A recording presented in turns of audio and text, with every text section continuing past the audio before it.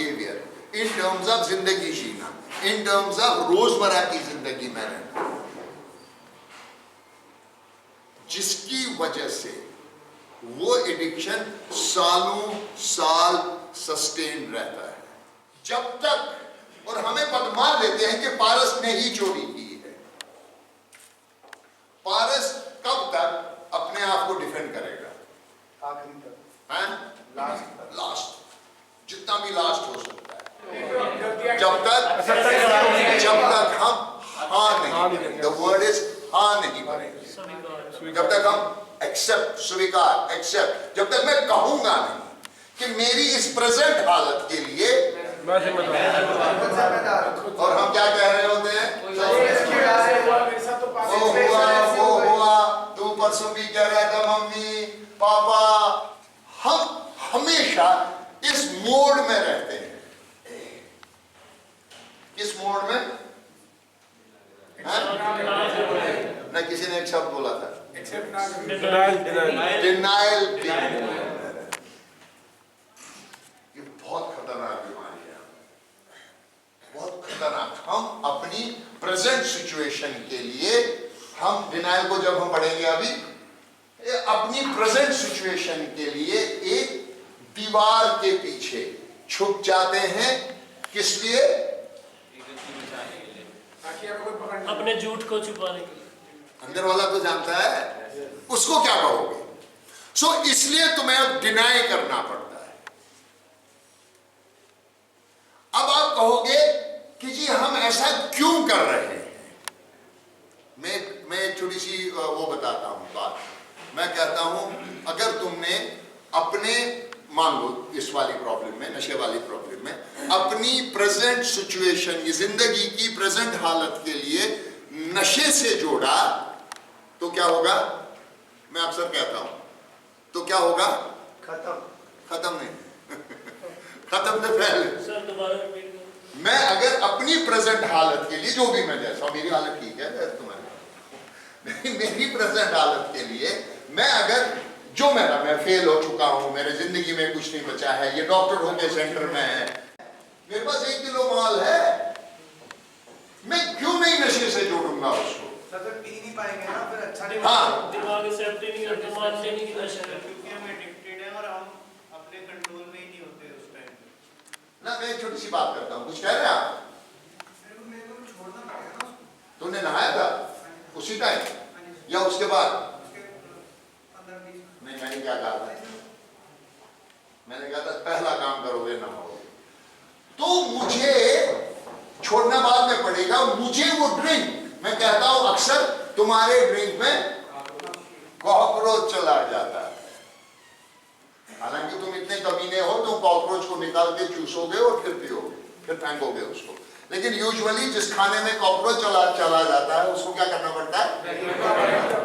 और तुम फेंकने वाले नहीं,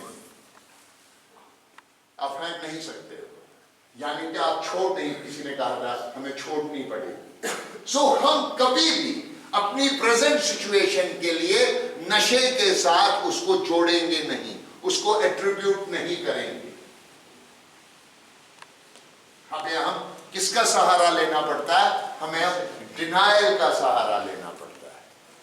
अगर मैंने चोरी वाला उदाहरण में, उसने हाँ भर दी, तो उसके कॉन्सिक्वेंसेस लेने पड़ेंगे, मुझे जेल जाना पड़ेगा, मुझे सजा हो जाएगी, मुझे चांदे पड़ेंगे, मुझे पता नहीं क्या क्या होगा खाने में, इसलिए मैं हाँ नहीं। घर वालों के सामने मुझे बेइज्जती हो जाएगी, वो मेरे को चोर कहलाएंगे, वो ताले लगाएंगे, पता नहीं कॉन्सिक्वेंसेस क्या होंगे, लेकिन कोई ना कोई कॉन्सिक्वेंस होगा। हमें डिनाई करना पड़ता है, हमें डिनाई करना पड़ता है। और ये खतरनाक क्यों है? क्योंकि जब तक हम डिनाई करते रहेंगे, तब तक हम उसे पीते रहेंगे, तब तक उसको साफ नहीं कर पाएंगे, छोड़ नहीं पाएंगे। डिनाई के लिए अनरियल दृष्टिकोण, अनरियल दृष्टिकोण, नजरिया, perception, unreal. It's not, you are trying to defend something. Denial दृष्टिकोण, परसेप्शन, आपका नजरिया है किसी चीज के बारे में।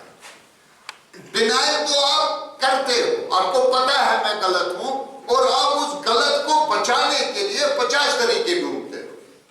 इनकार नशा पीड़ित के अचेतन मन से होने वाली एक प्रक्रिया है जिसमें वह वास्तविकता से इनकार करता है। अचेतन मन कौन सा हो गया? Subconscious mind. मतलब अब इतनी आदत हो गई है कि एक ऐसी प्रोसेस है जिससे वो वास्तविकता से, रियलिटी से इनकार करता है। पत्नी, दोस्त, रिश्तेदार या सलाहकार नशा पीड़ित के व्यवहार में आए इस बदलाव का आसानी से पता लगा सकते हैं कि नशा पीड़ित का इनकार सिर्फ झूठ बोलने का तरीका है जो उसने अपने हानिकारक कामों को जिम्मेदारी से बचने के लिए अपनाया है। नजदीकी लोग भी उसके विरोधी बन जाते हैं। तभी तुमने देखा होगा कि तुम्हारे झूठ बोलते बोलते बहुत सारे लोग जो अच्छे लोग थे, जो पॉजिटिव लोग थे, वो छूटते गए, छूटते गए, छूटते गए, छूटते गए। एक दिन आया कि तुम्हारे अच्छे दोस्त वो भी अब छोड़ रहे हैं। बेईमानी और गैर जिम्मेदारी जो ये करता है वो उसके कारण जो है उसके लोग उससे बहुत ज्यादा हताश मतलब भर जाते हैं, उससे भर जाते हैं, ऊब जाते हैं और उसके कारण वो उसके लिए जो है ना नेगेटिव फीलिंग सब शुरू हो गई। शुरुआत में नशा पीड़ित अपने नशे से जुड़ी किसी भी परेशानी के होने से पूरी तरह इनकार करता है, भले ही यह समस्याएं दूसरे लोगों को साफ नजर आती है। वह यह मानता है कि उसके नशे के चलते परेशानियां तो है, पर वह इतनी ज्यादा नहीं जितना बढ़ा चढ़ा के बताया जा रहा है। पिछले 1 महीने से मैं 10-11 बजे उठ रहा हूँ दिन में, तो मुझे कोई समझा रहा है कि 10-11 बजे उठ रहा है, तो मैं कह रहा हूँ क्या हो गया, फिर चलते तो क्या हो गया? 2 घंटे तो लेट उठा मैं, क्या हो गया? और ध्यान देना इस बात का, तुम जब ये कहोगे क्या हो गया तो मान लेना, तो क्या होगा जब तुम कहोगे कि अरे क्या हो गया, मान लेना कुछ तो हो गया। इस मामले में वह अपने नशा पीने से जुड़ी कई समस्याओं की जिम्मेवारी लेने से इनकार करता है और ये जिम्मेवारी किसी और के सर बढ़ देता है कि मैं जो नशा कर रहा हूँ इसके लिए तुम जिम्मेवार हो, इसके लिए वो जिम्मेवार है, इसके लिए मेरा काम जिम्मेवार है, इसके लिए मेरे घर वाले जिम्मेवार है।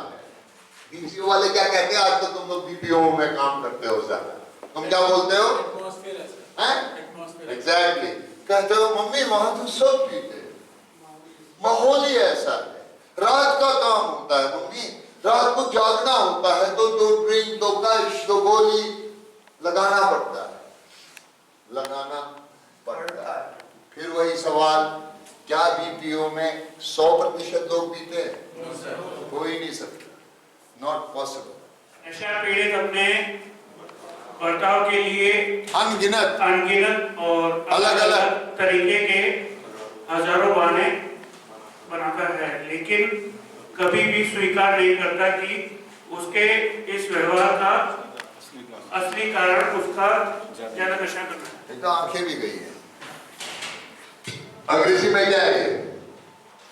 सर रीजनिंग और एक्सक्यूजेस। एक्सक्यूज नहीं है, बहाने इज एक्सक्यूज। तर्क संगत क्या है? जस्टिफिकेशन, ही जस्टिफाइंग अपने बर्ताव के लिए अनगिनत और अलग-अलग तरीके से हजारों बहाने बनाता है, एक्सक्यूजेस बनाता है, लेकिन कभी भी स्वीकार नहीं करता है कि उसके इस व्यवहार से असली कारण उसका ज्यादा नशा करना। मेरा बॉस कहता है कि मैंने सौंपा गया काम समय पर नहीं किया है, ऐसा इसलिए है क्योंकि वो मुझे पसंद नहीं करता है, और जब कभी मैं उससे सहायता मांगता हूँ वो मुझे कभी मदद नहीं करता है, मैं केवल अपने गुस्से को शांत करने के लिए पीता हूँ। इससे कई लोग रिलेट करते होंगे।